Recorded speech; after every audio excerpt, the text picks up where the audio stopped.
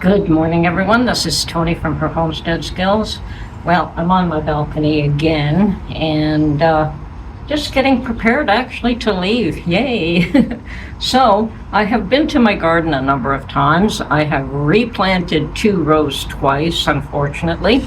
And the first time I planted them with bell peppers and something chewed it up.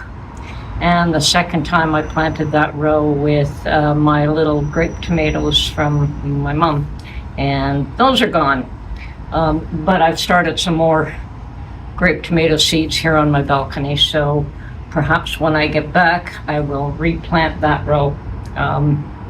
Meanwhile, there's another row of plum tomatoes that are just fine.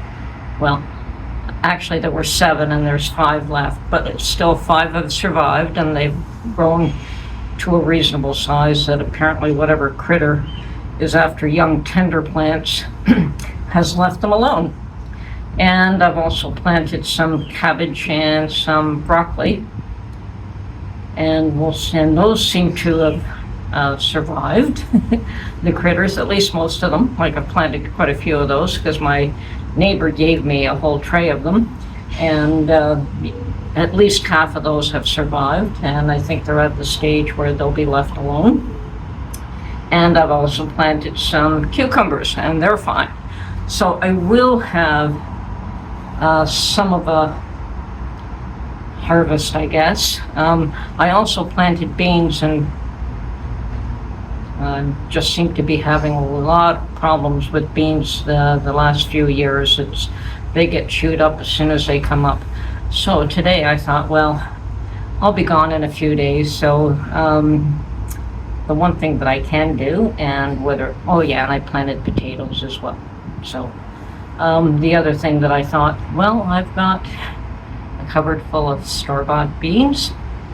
So I took a handfuls of black turtle beans and little white beans, I forget what they're called, but so I threw handfuls of those in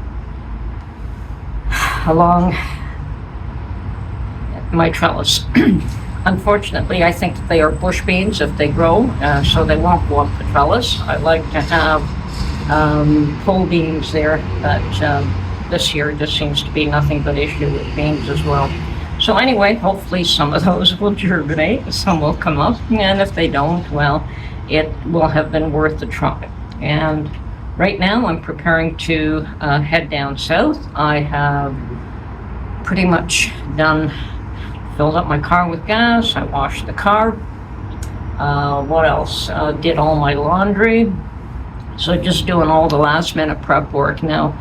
Making sure that there's not too much left in the refrigerator that can spoil. I mean, you want to leave that fairly empty, so we've been not buying a lot of stuff or trying to use it up. And what else?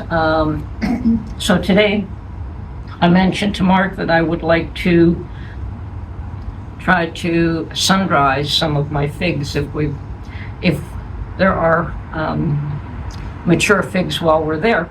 And I went out this morning in order to purchase window screen for that purpose. And we discussed it, and he said, "Oh, well, I can build you a frame." I said, "Yeah,"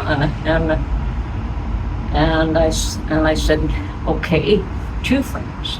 He said, "What do you mean?" I said, "Well, you're going to build me a frame so that I can put the figs on the screen."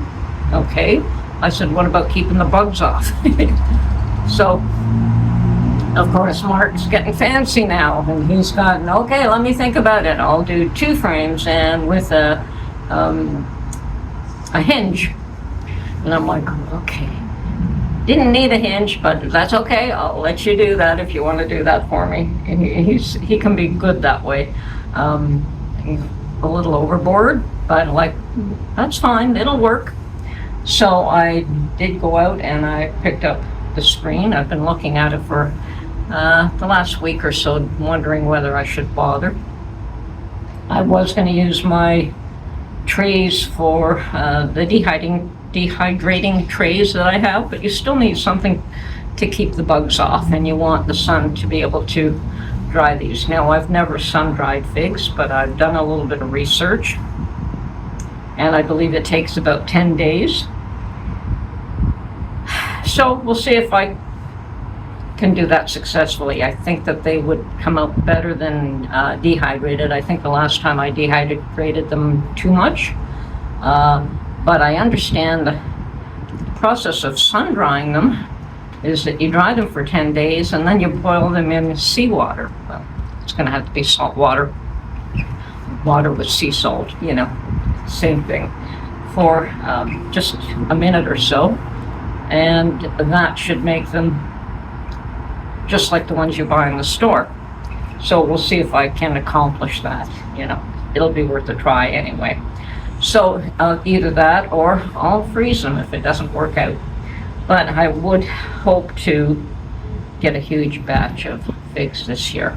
And definitely we want to go down for 250th anniversary, the U.S.'s birthday. I mean, Mark has always, I think we've gone down for the July the 4th Independence Day a few times.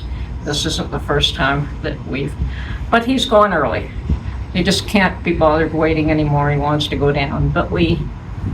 And he felt that if we go down now, you know, we can wait longer before we go down in the fall. Like November is fine. The end of October, November is fine. And then, of course, we'll be there till the spring. So this is a nice little break away from here. And the weather has finally gotten wonderful here. It is pretty much the same weather as where our Alabama home is, in the 80s, and, you know, 84, 83, somewhere in that range. And it's not as humid today, which is nice. I mean, the humidity is always what is hard to take. It's not so much the heat, but we do get humidity here as well. I keep telling people we get the same heat here as you do down south and the same humidity. It just doesn't last as long, like a few weeks rather than a few months. So I guess in a way it's a lot more tolerable. But anyway, looking forward to doing the last minute things that I have to do. I want to clean the bathroom, and I want to make sure all the garbage cans are emptied out so that when I come back, you know, come back to a clean home. Last thing I want is to have to, you know, have a mess. But yeah, I did the laundry, changed the bedding, you know, all those things that you want fresh. So as long as the weather holds out, we'll be leaving this weekend. So we'll see what happens. And of course, we're looking at the weather, not here and not there, but in between. You know, we do understand that there are weather systems. I think we drove through London and to Corbin. We stopped at Corbin and London got hit. And yeah, we just missed it. We were lucky. We just missed it. And Mark watched it from, you know, he watched the storm from the hotel. I didn't wake up. I was asleep. But yeah, we were in Corbin and we were well away from what occurred, and it was pretty ugly. So those are the things that we watch out for right now, is a storm, you know, where we'll be traveling as opposed to either here or there. And I know it could be raining here when we leave, it may be, but as long as it's not, you know, the whole day and the whole way, it's going to be a long trip when we do go. And there's a good possibility we'll be stopped at the border to do biometrics this year, and that's okay.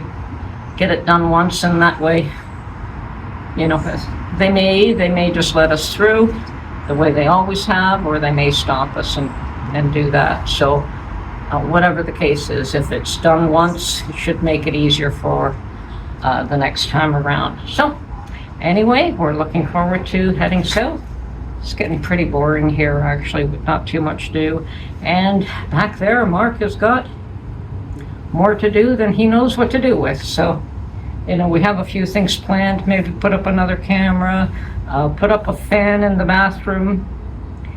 and a few other chores. We did change the front and back doors, but we didn't frame them, so we probably should do that. So it's going to be small chores rather than anything large. Oh, waterproof the back. Hopefully that, where we did some waterproofing. We'll see what happens. We'll see how much we can get done without going overboard, and enjoying the trip too. Anyway, I'll be filming when we get there. So talk to you soon. Bye for now.